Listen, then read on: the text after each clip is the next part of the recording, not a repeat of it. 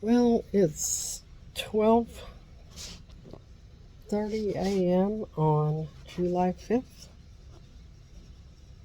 2024, and it's my sobriety birthday. I got sober on July 5th, 1986, and for that I will be forever truly grateful. And as I sit here in my recliner at home, listening to the drunks out there shooting off fireworks in the schoolyard, I'm even more grateful that I'm not out there with them. Um, I was thinking about that last drunk, and I remember coming to behind the wheel of a car right at dawn on July 5th. And the first time in my life that I actually said an honest prayer, and that was, F you, God, you want me sober, you do it. And a number of synchronicities occurred, one right after the other, almost to the minute that I said that prayer. And believe me, I didn't think I'd ever stay sober. I figured I would die. So, this day to me is much more important than my birthday because I guess you could call it my Damascus Road experience. I just remember how hopeless I was and how much I wanted to stop drinking, but I couldn't. And I would black out, and my whole life was just going down in the toilet. It was horrible. And I couldn't even look in the mirror and like what I saw. And I really had myself convinced that my children would be better off without me, that I should just go drink myself to death or something. And when I said that prayer, that was the truth, because there was nothing I could do. And I look back on that young 22-year-old woman, girl really. I didn't know my butt from a hole in the wall. I was almost 23. And if you would have said anything to me, I was 10 foot tall and bulletproof, and I had iron gates and walls and everything up around me and didn't let anybody in. And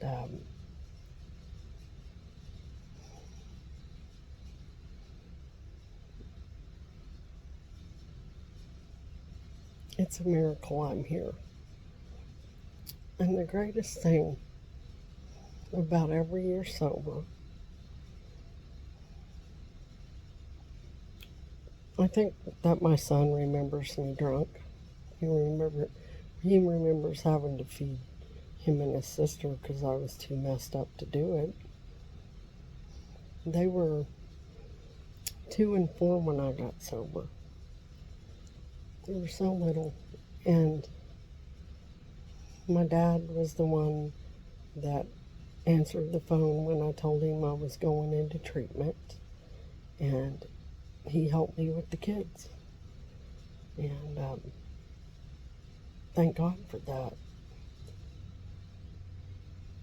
And I think about all the things that I would have missed out on.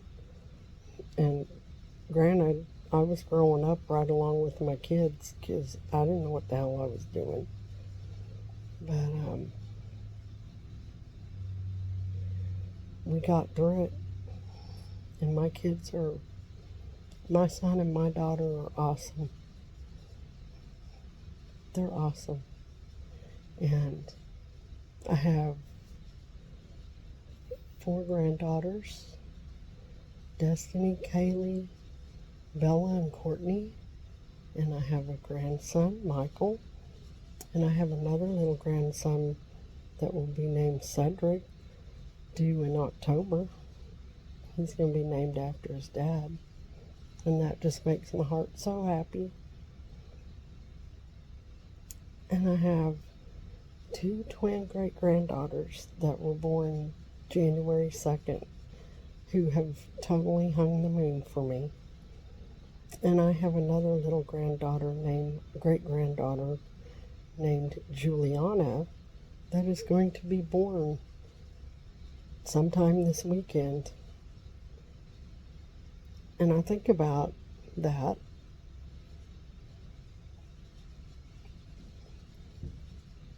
I heard someone one time say, my worst day sober is better than my worst day drunk. And I understand that. Because I think back from there to now, and my life has not been perfect. It has not been easy. I'm one of those people that just about the time I think I got it all together, something happens and it all falls apart again. But I just get back up and keep going. Do the next right thing. One day at a time, one step at a time, and trust God. And somehow it always works out. And so here I am all these years later, and I have this little family that I am so freaking grateful for. And I didn't do anything to deserve that.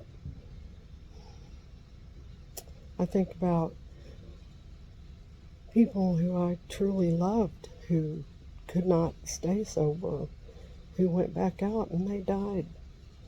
I didn't work the steps perfect. I didn't work my recovery program verbatim like everything in the big book says. But what I did do is I just didn't drink, and I kept doing the next right thing and working the steps. And I am so damn grateful. Gratitude doesn't even cover it. It's not even a sufficient enough word. So, if you're out there and you're wondering if it's even possible to have a life after alcohol and drugs, it is. Because overall, even with the storms that life throws at us, and it happens to everybody, it's not just you or me, everybody has problems. But even with all the problems, even with how I lost my hearing 1 year after I got sober, kept going. I had brain surgery in 2020, kept going. I've lost family members who died. My grandmother, Mary, was the first significant one that I remember, and I stayed sober.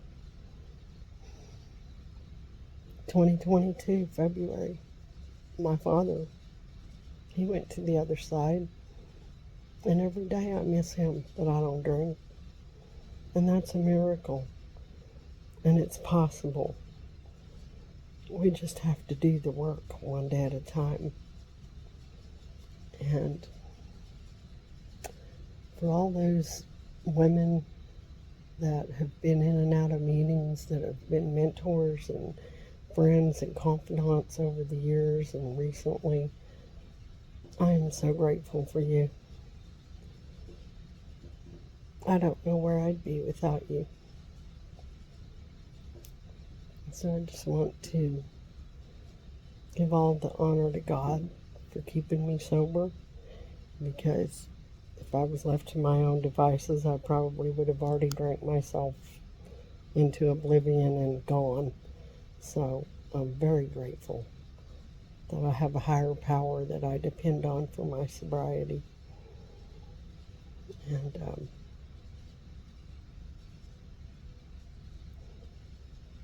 I don't know how I got here other than one day at a time and a miracle. So, love you guys.